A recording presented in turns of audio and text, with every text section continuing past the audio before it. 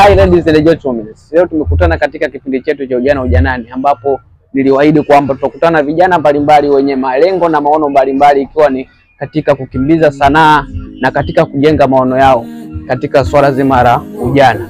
Leo nimekutana na kijana ambaye jina lake anaitwa Abiton, ambaye ni kijana ambaye ana malengo katika swala zima la sanaa ya muziki, ambapo tumekutana naye leo. Atatufahamisha na ataongea mengi kuhusu karia yake ya muziki. Karibu ndugu. Asante. Mimi kwa majina naitwa Abiton, kama alivyosema, najishughulisha na sanaa ya muziki wa kizazi kipya. Yes. Ndio. Kama alivyojitambulisha kwenye kipindi chetu cha Ujana Ujanani, sina hiana kumwambia kwamba karibu katika kipindi chetu cha. Okay. Leo tumefanikiwa kukutana naye, lakini pia nimependa sana kumuuliza vitu vitatu, kama sio vitatu vinne, vitakavyoweza kukufanya wewe kijana ambaye unatufuatia katika interview yetu ya Ujana Ujanani kuelewa zaidi. Ndugu wetu Abiton. Yes.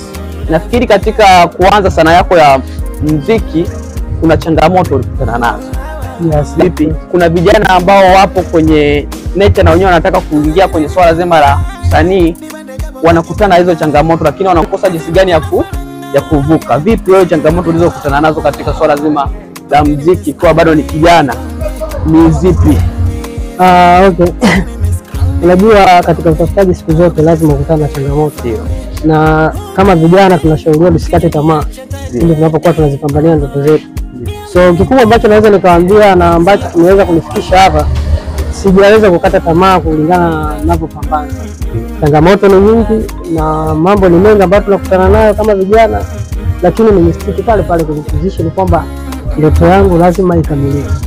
Yes. Wewe ni kitu gani kwenye sanaa yako ya muziki tangia umeanza? Kwa sababu wengi vijana wanaoanza karia hizi wanakutana na vitu mbalimbali ambavyo vinawakatisha tamaa. Kitu gani ambacho huwezi kukisahau kwenye karia yako ambapo ulikutana nacho ukasema mbona kama hii karia inaelekea kunitesa sana, inanisumbua sana? Kitu gani ambacho huwezi kukisahau katika karia yako hii ya muziki ambayo umeanza? Okay. Unajua sasa hivi mtandao umekuwa ni mingi sana. So kitu ambacho mara nyingi tumekuwa kinakatisha tamaa ni namna ya kupromote kazi zangu. Ndio. Unajua kwenye kupromote kazi kuna mambo mengi ambayo tunakutana nayo. Hususan sisi wasanii ambao tunaanza bado vijana, majina kama hayo ambao wengine wanayo.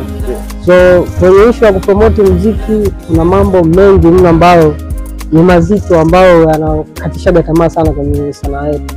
Hususan kwenye issue ya pesa. Yes. Okay, kama alivyogusia kwenye issue ya uchumi, na sisi katika swala la Ujana Ujanani tumegota sana kwenye swala la uchumi. Wewe ulivyoanzisha sanaa yako katika swala zima la kujijenga na kujijenga kiuchumi, changamoto gani ambayo imekuwa inakushika sana kwenye swala zima la kimuziki, ikiwa ni karia yako wewe kama msanii? Vipi umewezaje kuingia kumenejije kwenye swala zima la uchumi ambapo unaweza kukusogeza ukaenda kurekodi na kufanya vitu vingine mbalimbali wewe kama msanii? Kama nilivyosema tangu awali kwamba sanaa ya muziki na mambo mengi. So kipindi ambacho mimi naanza muziki ilikuwa ni kitambo kidogo, lakini kwa sababu ni ndoto ambayo nimekuwa nikiishi tangu kitambo, ndio maana mpaka leo sijakata tamaa. So mambo ni mengi na nafanya sanaa hii kwa sababu naipenda, pia naamini ni kipaji ambacho ni sanaa nimejaliwa na Mwenyezi Mungu. Yeah. Vipi? Kuna mtu alikushawishi kuingia kwenye swala zima la muziki akwambia una kipaji, au wewe mwenyewe ilitoka moyoni kwamba naweza hiki kitu nikafanya na nikafika mbali? Naweza nikasema kwamba sijawahi kushawishiwa na mtu aina yoyote. Lakini ni kitu ambacho tangu niko mtoto mdogo nilikuwa nikikipenda na nimekuwa nikikifanya na nilikuwa nikitamani sana kufika sehemu ambazo wengine wamewahi kufika. Okay, vipi ushawahi kutoa album ya nyimbo zako au? Hapana, bado. Kwa sasa hivi una nyimbo ngapi? Mimi ninazo nyimbo ambazo nimesha release tayari kama audio zangu, ambazo kuna baadhi nimeshirikisha watu na ambazo nimeshirikisha watu zipo mbili, na zipo nyimbo nyingi ambazo zipo nyuma natamani kuzitoa, ila ndo natengeneza mlolongo namna ya kuziachia.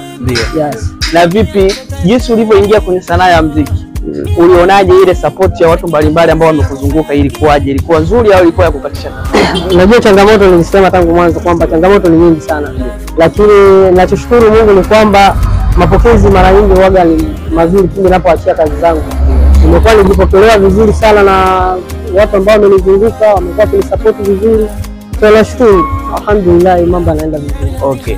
Pia tungependa kusikia kwamba vipi una wasupport ambao wanakusupport katika kazi zako, au wewe mwenyewe ndo unajibeba katika kazi zako?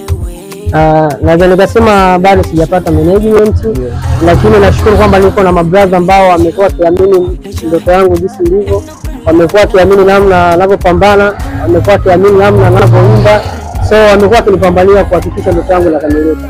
Okay, vipi ungependa kuwa na management? Yes, of course, hiyo ni ndoto ya kila msanii. Kwa sababu huwezi kufikisha ndoto zako bila kuwa na watu ambao wanakusupport.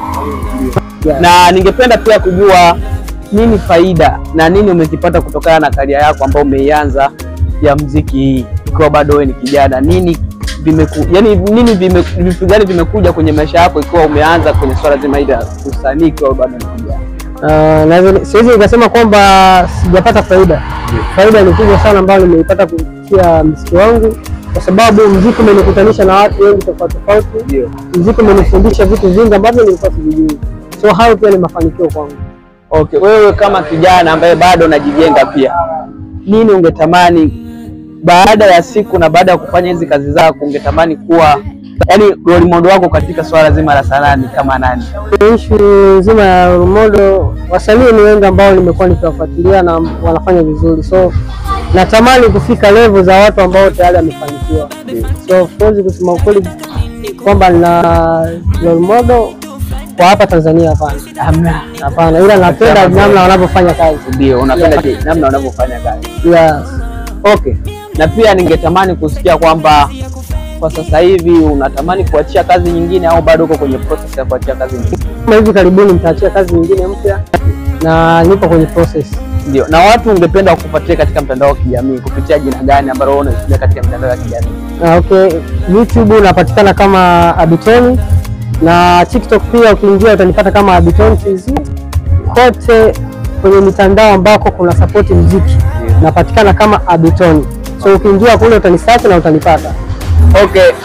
Napenda kushukuru kwamba kijana mwenzetu amekuwa mkweli na ameeleza mambo mengi ambayo yatatugusa sisi kama vijana, lakini pia ningependa kusikia kitu kimoja kutoka kwake. Wewe kama kijana na una ndoto nyingi, vipi muziki unaotengeneza unaoandika mwenyewe au kuna mtu anakutengenezea? Unajua watu wengi wamekuwa wakiamini kwamba labda nyimbo nazoziimba mimi naandikia. Lakini nataka niwaondoe wasiwasi kwamba mimi ni mtu ambaye nimekamilika full package. Naandika mwenyewe na pia ni artist producer. Yes, naweza nikapiga beat na naweza nikarekodi mwenyewe, naweza kuandika mwenyewe. Yes, hivyo. Vipi unaweza kutupa kionjo cha wimbo wako hata mmoja, unapiga kapela kidogo? Yes, inawezekana. Okay. Okay, Sunday, baby Sunday, nachotaka mimi kuwe Monday to Friday, nisitaka tani kukose. Oh baby, ukija niacha ta baby.